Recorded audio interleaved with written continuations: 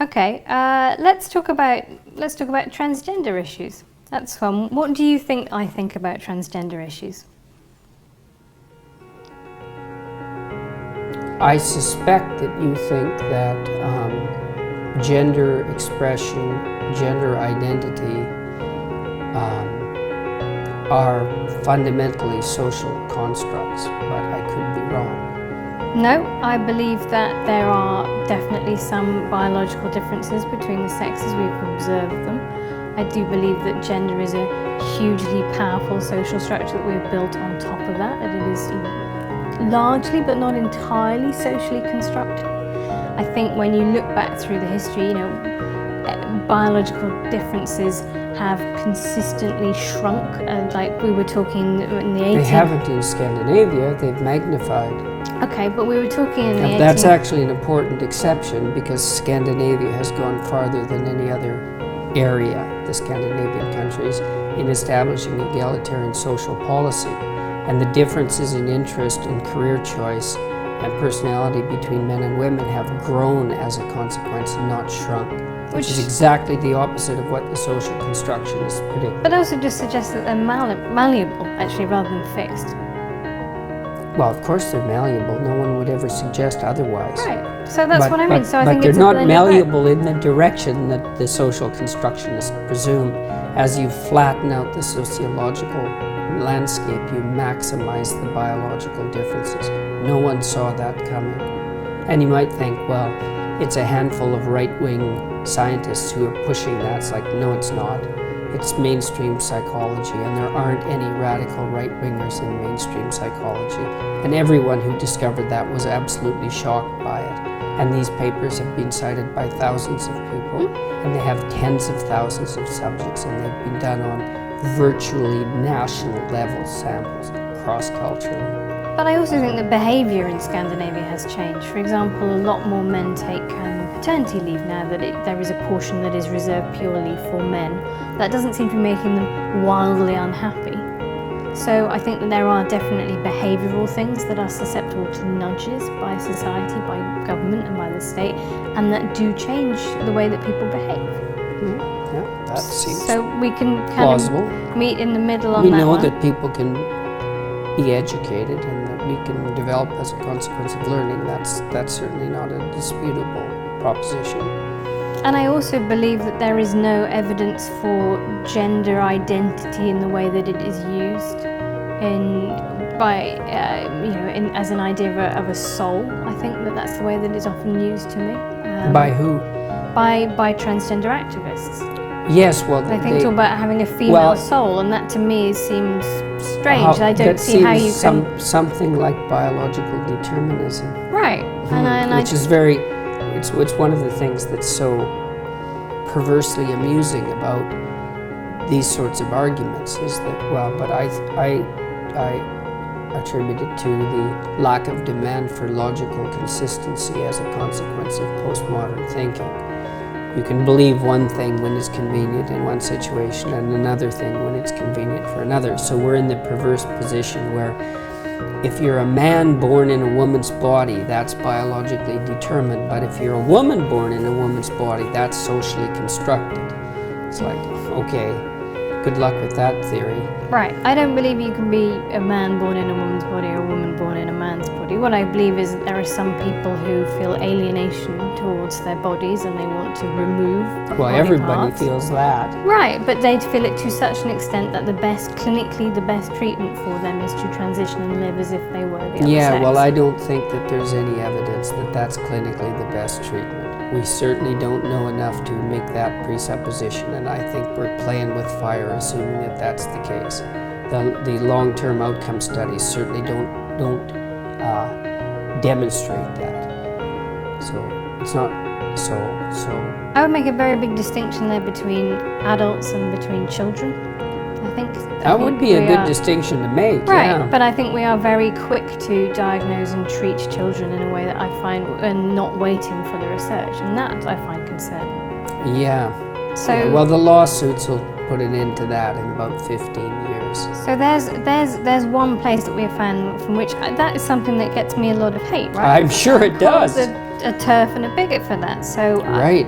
I don't think that's something that you would have been able to predict, I think, because that is not now the orthodox feminist position. I agree completely. Oh, isn't that good? So congratulations. We've all learned something. I just wanted to talk quickly about MeToo movement. Tell me your reaction to what's unfolded over the last year. I won't put words in your mouth. You tell me. Well, there's certainly no shortage of evidence for reprehensible sexual behavior on the part of people who can use power to get away with it. So that's not so good.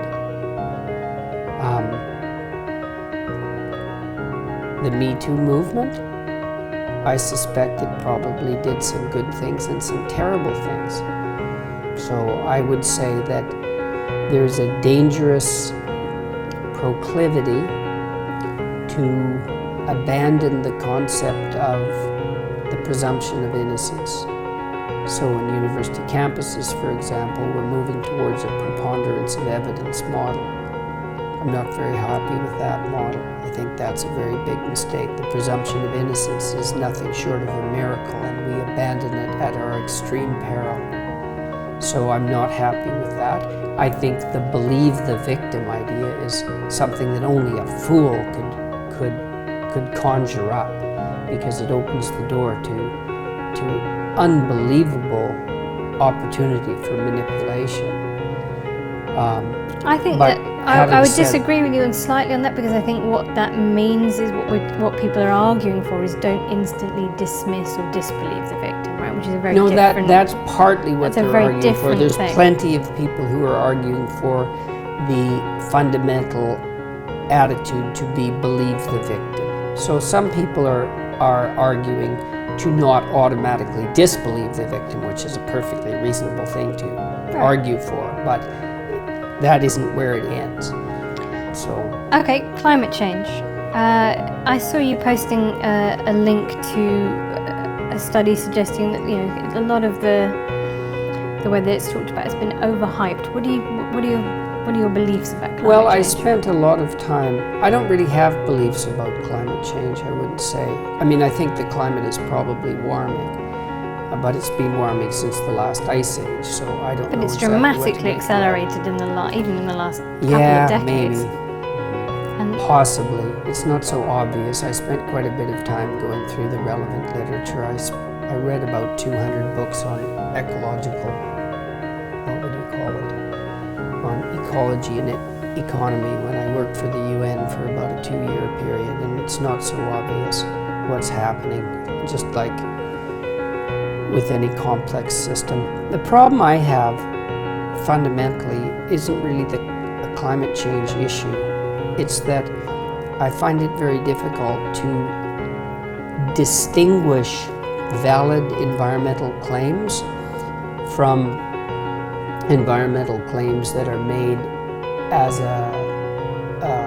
what would you call it, secondary anti-capitalist front, essentially. So it's so politicized that it's very difficult to parse out the data from the politicization. So I saw there was a line in 12 Rules which says people stricken with poverty don't care about carbon dioxide. Yeah, that's definitely the case. And I think that's not an unreasonable point to make, because you think about Maslow's hierarchy of needs, right? People, if you can't eat, then actually you can't really worry about what's happening in 50 years to the planet. However, I don't think that's a reason not to tackle climate change, because those same people in the global south... It's partly a reason. Is it though? Because people in the global south... coal-generated plants stop people from starving. So yes, it's partly a reason. And it's certainly the case that making energy more expensive, obviously, makes things more difficult for poor people. So yes, it's definitely an issue. And I would say, it's kind of a conundrum for those on the left. It's like, what's it going to be? Clean air or hungry people? Think, well, we don't have to choose. It's like, okay. Or renewable energy, or... Oh, good luck with that. Or nuclear power. I'd be fine with more nuclear power stations. Well, it doesn't look like we're moving in that direction very fast. No, but that is a solution. Yeah, well, it worked for the French. I was fascinated. David Attenborough is something kind of close to a national religion in Britain. So there's a bit where you say population control advocates like him, you compare them to Eric Harris, one of the Columbine killers. Why then is it virtuous to propose that the planet might be better off if there were fewer people on it?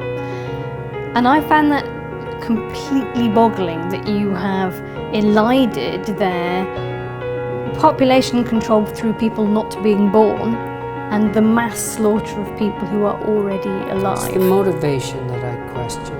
Right, tell me more about that. Well, what kind of statement is the planet would be better off with fewer people on it? First of all, there's an easy solution to that. You could leave.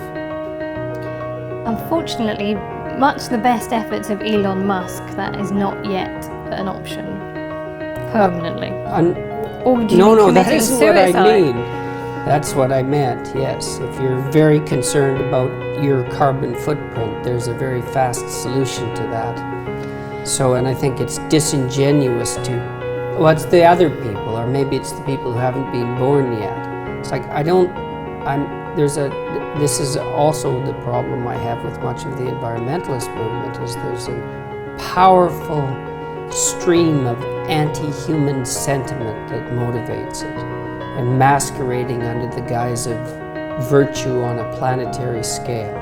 It's like, could be. I mean, it's not like we're not fouling our own nest, you know. But that's why I'm fascinated by where you come from, is because the book, you know, is so much about things being in balance and harmony, right? And order and chaos outweigh each other. Well, what overpopulation has done is got to the same. Who says we have overpopulation? Well, I think that it's very difficult to see under the current model of fossil fuel-based capitalism. Sorry to use that word. I know it upsets you. But that is what you until we've run out, when we run out of fossil fuels. Yeah, that's not going to happen. Well, it will happen. Yeah. Because there is people have been saying that's going to happen for 50 years, and now the United States is a net exporter of fossil fuel. Right. And so no one saw that coming, did they? But it happened. And you're right, that might be the case, but at the moment I would say that, you know, China is putting up new coal-fired power stations, you know, by the bucket load. Yeah. It is entirely possible that the stuff that developed nations did, that now developing nations did, you know, and now doing to make themselves richer. They'll get concerned about clean air when they get richer. That's what the data indicate. Once you get GDP up to about $5,000 per year, people start to become concerned with environmental issues. So if we make people rich fast enough, I don't think so. It'll happen too late for some things. It looks like we're going to top out at about 9 billion. I think we can handle that. I think probably one of the problems that'll beset us in 100 years, assuming there are even creatures like us around in 100 years, is that there'll be too few people, not too many. You know, the projections top out at about 9 billion. It's only 2 billion more than we have now. There's every reason to assume that we can cope with that, especially given the rapid decreases in poverty around the world at the moment. There's a bit of a bottleneck. There'll probably be some more extinction. What we're doing to the oceans by overfishing doesn't seem very smart, but we've only been aware of our role as planetary stewards since 1960, I would say. And we're not doing too bad for people who just woke up to the fact that we're actually a planetary force. And I don't think that we're overpopulated. I think all the arguments that all the people who made those arguments in the 1960s, like Paul Ehrlich, I think he wrote The Population Bomb, predicted mass starvation by the year 2000. He was absolutely and completely wrong. No, we've been very lucky with things like golden rice, for example, and genetic engineering of crops. I think that's not luck. No, it is.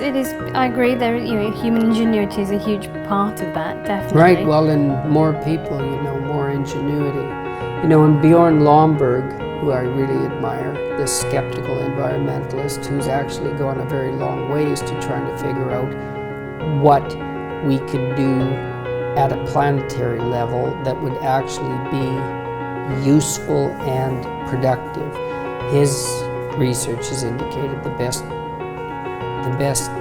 possible investment isn't carbon tax, it isn't cessation of utilization of carbon-based fuel. It's probably investment in early infant care around the world, especially in developing countries.